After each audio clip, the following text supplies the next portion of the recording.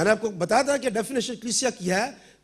کچھ کلیسیاں جو ہے وہ کلیسیا سے باہر ہیں, وہ ہم ان کو کلیسیا کہتے ہیں لیکن وہ کلیسیا کا حصہ نہیں ہے.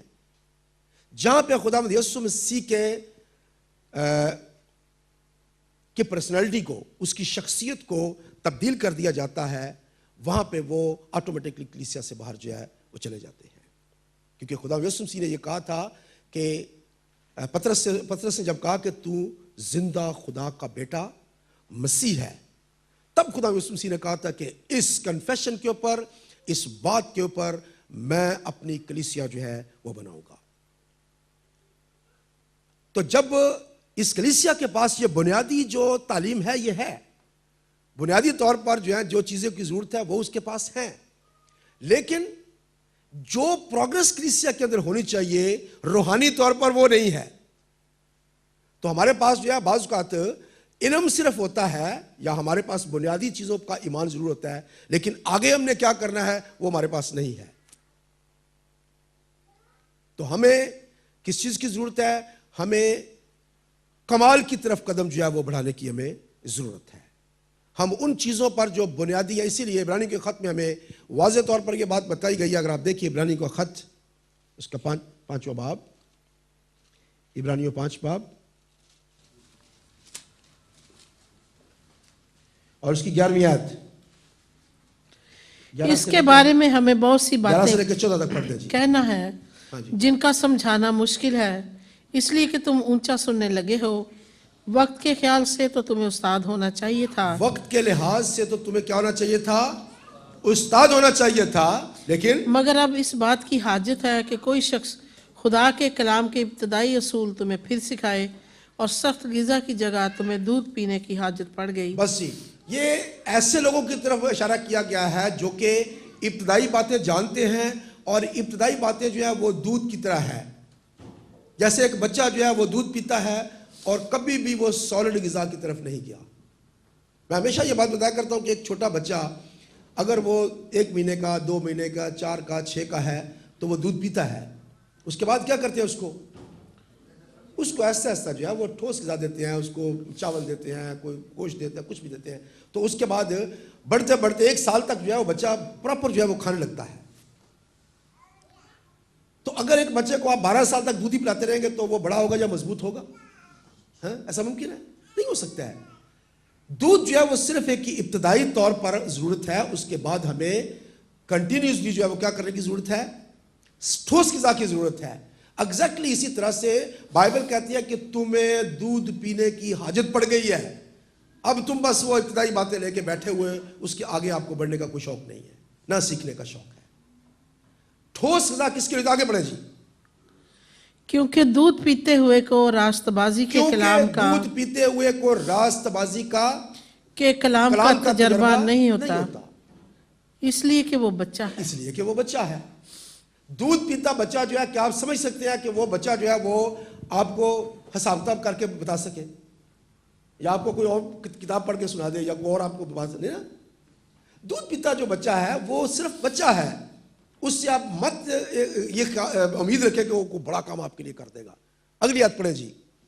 سخت غذا پوری عمر والوں کے لیے ہوتی ہے, اور سخت غذا پوری عمر والوں کے لیے ہوتی ہے, جن کے حواس کام کرتے کرتے نیک و بد میں امتیاز کرنے کے لیے تیز ہو گئے ہیں. ہاں جی, کن کے لیے ہے؟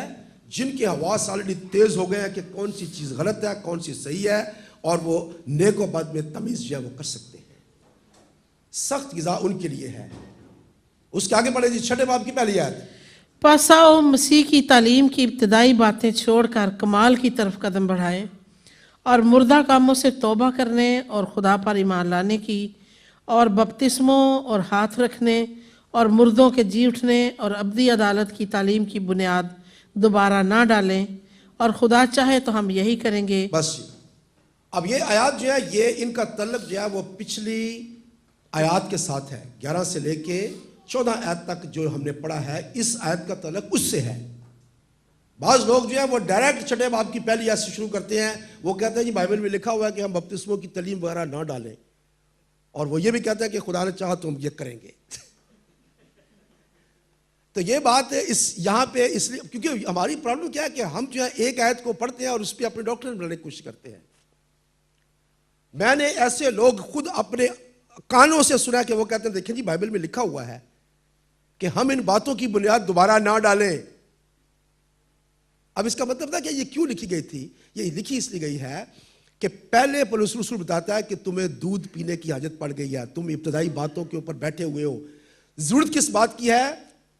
یہاں پہ 6 باب کی پہلی آیت اگر آپ پڑھیں تو کیا لکھا ہے جی؟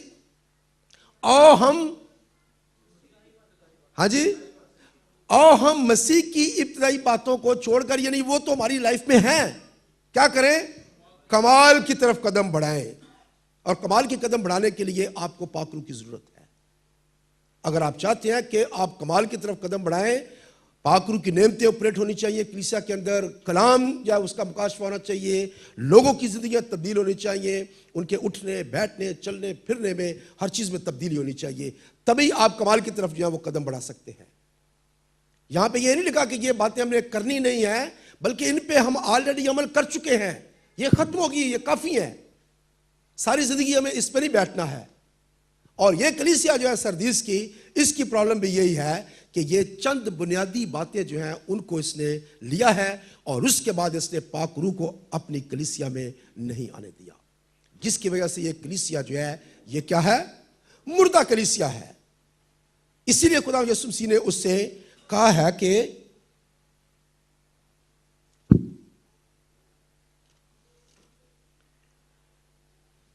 جاگتا رہ اور ان چیزوں کو جو باقی ہیں اور جو مٹنے کو تھی مضبوط کر, کیونکہ میں نے تیرے کسی کام کو اپنے خدا کے نزدیک پورا نہیں پایا.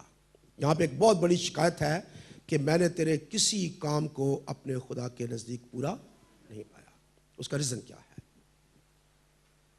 خداوند یسوع مسیح جو ہے انہوں نے ہمارے لیے جو نجات کا کام کیا ہے, انہوں نے جو اس دنیا کے اوپر بنی نوع انسان کے لیے کفارے کا کام کیا ہے, وہ ایک پہلا سٹیپ ہے. اس کے بعد کلیسیا بنانے کا سٹیپ جو ہے وہ کس کا ہے؟ وہ پاک روح کا ہے. خدا یسوع مسیح نے کہا میں جاؤں گا تو اس مددگار کو تمہارے پاس بھیج دوں گا, اور پاک روح تمہیں تمام باتیں کیا کرے گا؟ سکھائے گا. وہ تمہیں تمام باتیں یاد دلائے گا. وقت نے اتنا پاک روح کے کتنے کام لکھے ہیں جو کلیسیا کے اندر کرنے کے لیے ہیں, اگر سب کے ان کے حوالہ جات آپ پڑھیں گے تو بے شمار حوالہ جات ہیں. تو اب اگر ہم پاک روح کو اپنی کلیسیا کے اندر دعوت نہیں دیتے ہیں تو پاک روح جو ہے وہ کلیسیا کو تعمیر کرنے والا, بلڈ اپ کرنے والا اور اس کو کمال تک پہنچانے والا جو ہے وہ پاک روح ہے. خدا یسوع مسیح نے کہا کہ جو بنیادی باتیں ہیں ان کو کم از کم تھامے رہے, کیونکہ میں نے تمہارے کسی بھی کام کو جو ہے وہ مکمل نہیں ہوتے دیکھا ہے. اس کا ریزن کیا ہے؟ وہ کام شروع کرتے ہیں جسم سے, وہ کام کرتے ہیں ہر چیز کو انسانی عقل سے, انسانی زور سے وہ شروع کرتے ہیں. لیکن یاد رکھیں کہ خدا کے پاک روح کے بغیر آپ کسی کام کو مکمل نہیں کر سکتے ہیں جب تک خدا کا پاک روح آپ کے ساتھ نہیں ہے. آپ پاسبل ہے بلڈنگ آپ بنا سکتے ہیں, پورا پیسہ خرچ کر دیں گے, یہ کر دیں گے, بہت کچھ کر لے سکتے ہیں آپ, لیکن کیا لوگ جو ہیں ان کی زندگی تعمیر ہوئی ہے یا نہیں ہے؟ عمارت تعمیر کی میں بات نہیں کر رہا ہوں, میں کر رہا ہوں کہ لوگوں کی زندگی تعمیر جو ہے وہ انسانی سوچوں سے, انسانی منصوبوں سے, انسانی آرگنائزیشن سے نہیں ہو سکتی ہے, بلکہ اس کے لیے ہمیں پاک روح کی ضرورت ہے. بغیر پاک روح کے آپ کچھ نہیں کر سکتے ہیں. اور یہاں پہ خدا یسوع مسیح نے واضح طور پر کہا ہے کہ میں نے تمہارے کسی کام کو میں نے پورا ہوتے نہیں دیکھا, تمہارے سارے کام ادھورے ہیں. کیونکہ وہ جو بھی کام کرتے ہیں وہ انسانی زور سے, انسانی عقل سے کرتے ہیں, اور اس طرح سے ان میں کوئی کام بھی جو ہے وہ پورا نہیں ہوتا. آگے لکھا ہے پس یاد کر کہ تو نے کس طرح تعلیم پائی اور سنی تھی اور اس پر قائم رہ. اس کا مطلب ہے کہ بنیادی طور پر یہ باتوں کو جانتے ہیں, خدا یسوع مسیح کی صلیب کے بارے میں جانتے ہیں, خدا یسوع مسیح کے کفارہ کے بارے میں جانتے ہیں, اس کے باقی سارے تعلیم جو بنیادی ہے اس کو جانتے ہیں, ساری چیزوں کو جانتے ہیں. یہاں پہ بنیادی باتیں کون کون سی ہیں؟ مسیح کی ابتدائی تعلیم کی باتیں کون سی ہیں؟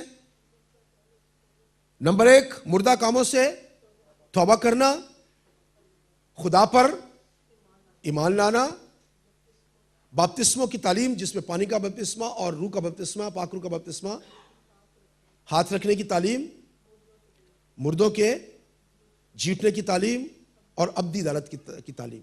6 बातें हैं जो कि मसीह खुदावंद की इब्तदाई तालीम कहलाती हैं। हमें सबसे पहले तौबा की हमें जरूरत है, पता होना चाहिए तौबा, मुर्दा कामों से तौबा करना और फिर खुदा पर ईमान लाना, बपतिस्मों की तालीम, हाथ रखने की तालीम, और उसके बाद हमें पता होना चाहिए कि हमें मुर्दे जो हैं जब हम मर जाएंगे तो फिर हम वापस जिंदा होंगे और हमेशा हमेशा के लिए खुदा के साथ रहेंगे। और फिर आखिरी बात कि अदालत जो है वो होगी, अब्दी अदालत है। ये 6 बातें हैं जो कि मसीह की तालीम की इब्तदाई बातें जो है ये कहलाती हैं। ये कलीसिया इन तमाम बातों पर अमल करती है, लेकिन उनको सीखा उसने है लेकिन उस पर अमल नहीं करती है। उसने बपतिस्मों की तालीम पढ़ी है, उसने बपतिस्मों की तालीम सीखी है, शायद बपतिस्मा भी लिया होगा, लेकिन उस पर प्रैक्टिकल अमल जो है वो नहीं है। सेकंड पार्ट जो है वो पाक रूह का बपतिस्मा, शायद उसको वो नहीं मानते हैं। तो क्या प्रॉब्लम है? बाकी तमाम इब्तिदाई बातें जो है उनको मानते हैं, लेकिन पाक रूह को जगह नहीं देते हैं कि वो काम कर सके। Praise God. तो आगे, कायम रह और तौबा कर। ये सबसे खुदा यीशु मसीह की खूबसूरत बात है कि वो तौबा करने का मौका देते हैं। वो कहते हैं तौबा कर, और अगर तू जागता ना रहेगा तो मैं चोर की तरह आ जाऊंगा और तुझे हरगिज मालूम ना होगा कि किस वक्त तुझ पर आ पड़ूंगा। आपको मालूम है कि खुदा यीशु मसीह वैसे तो लिखा है खुदा के कलाम में कि वो चोर की तरह आएगा, जिस तरह से चोर चोरी करने के लिए आता है। पहला थिस्सलुनीकियों 5 बाब,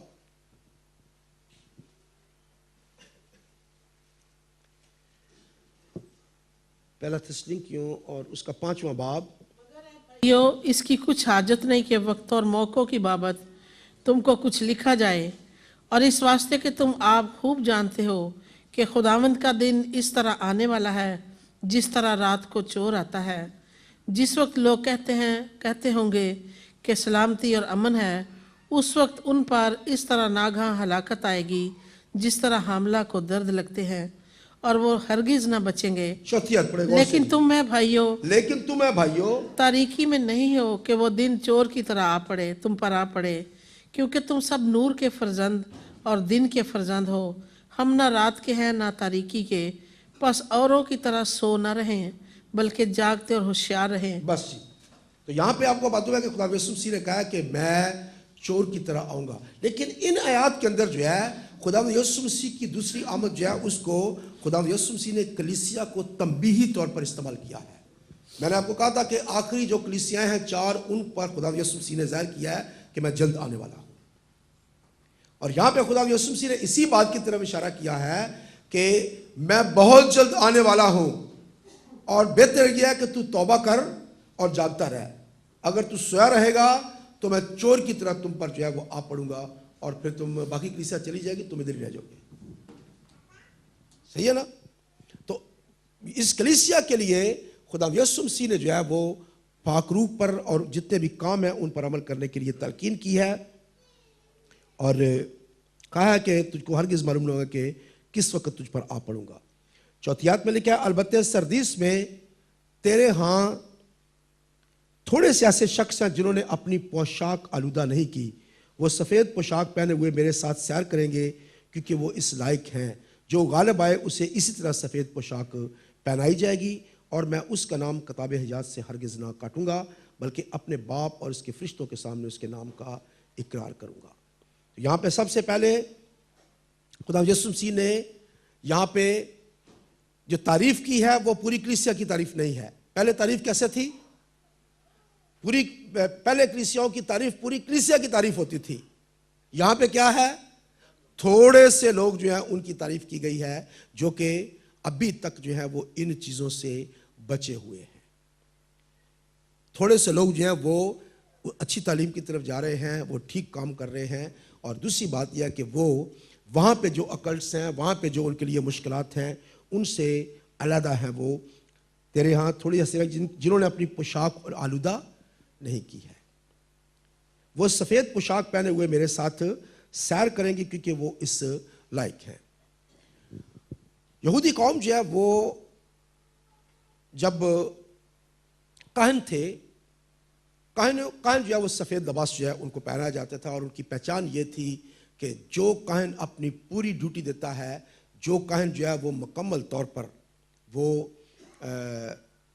पाक और साफ है, कोई गलती नहीं करता है, कोई गुनाह नहीं करता है, उसको क्या करते थे, उसको सफ़ेद लिबास जो है उसको पहनाया जाता था।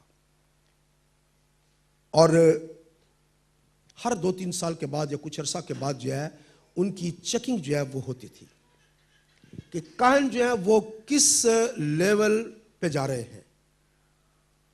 काहन जो है उनको चेक किया जाता था कि काहन जो है, उनकी रिपोर्ट आती थी बाकायदा तौर पर, कलीसिया रिपोर्ट देती थी, फलां काहन जो है वो ठीक काम नहीं कर रहा है, फलां काहन गलत है, और फलां काहन जो है वो इस तरह से काम कर रहा है। और बाकायदा तौर पर उसकी एक कौंसल बैठती थी, और कौंसल के अंदर जो है वो काहन जो कि हर तरह से स्टैंडर्ड के ऊपर पूरा उतरता था, उसको सफ़ेद लिबास जो है वो पहना दिया जाता था, उसको सफ़ेद पोशाक पहना दी जाती थी, और वो फ़ख्र के साथ जो है वो बाहर जाता था कि मैंने इसमें कामयाबी हासिल की है।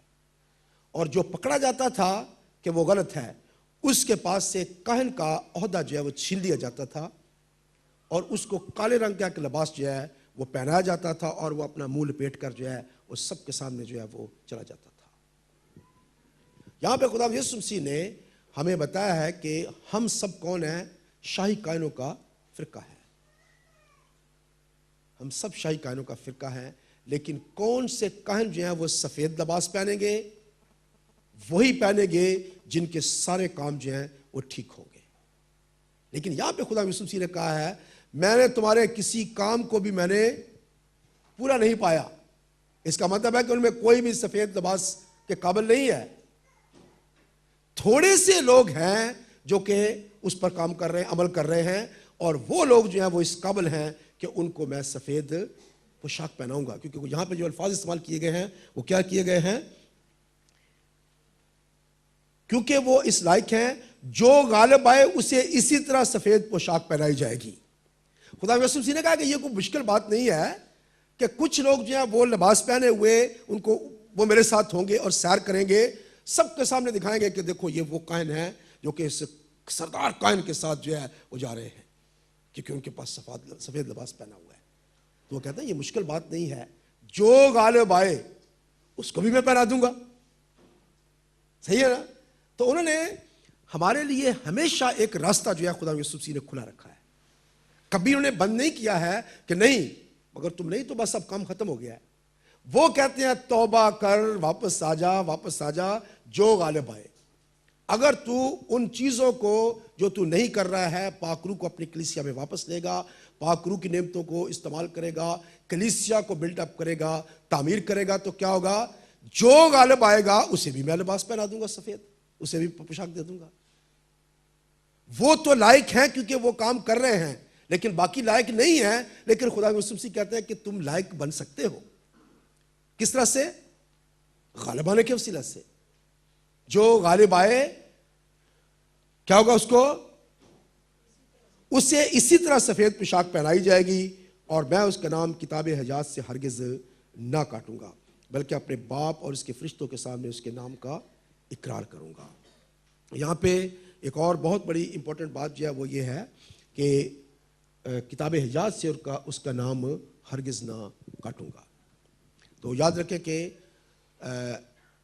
किताब हयात जो है, दो किताबें हैं, आपको पता होना चाहिए, याद रखें। एक है बर्रा की किताब और एक है किताब हयात। किताब हयात जो है उसके अंदर हर जो शख्स जो है वो इस दुनिया में पैदा होता है उसका नाम जो है वो लिख दिया जाता है, क्योंकि खुदा जो है वो ये नहीं कहना चाहता कि मैंने ऑलरेडी फैसला कर लिया कि ये शख्स जो है ये जहन्नम में जाएगा और ये आसमान पे जाएगा। खुदा जो है वो ऐसा नहीं चाहता है। खुदा कहता है कि सबकी तौबा तक नौबत पहुंचे।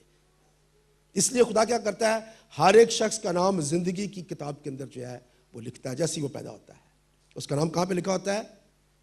जिंदगी की किताब में। और क्या होता है, खुदा उसको मौका देता है पूरी जिंदगी।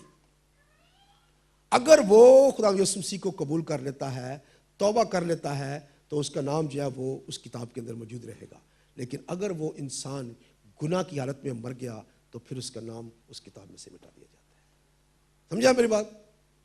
वो पहले नहीं वो मिटाता है, वो اینڈ تک موقع دیتا ہے کہ یہ شخص کو میں موقع دے رہا ہوں کہ یہ شاید یہ بچ جائے.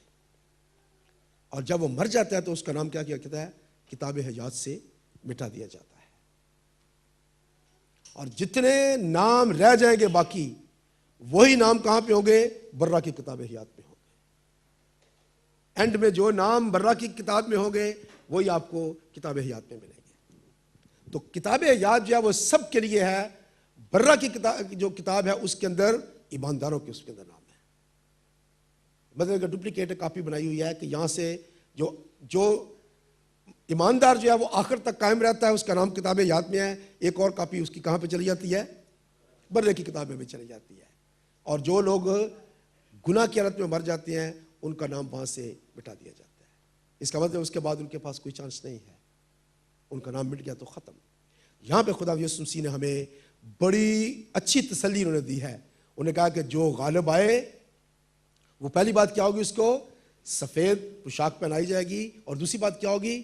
اس کا نام کتاب حیات میں سے ہرگز نہیں کاٹوں بلکہ میں اس کا نام اعلان کر دوں گا. باپ کے سامنے اناؤنسمنٹ بھی ہوگی اس کی کہ یہ شخص جو ہے یہ میرا بیٹا یا بیٹی ہے.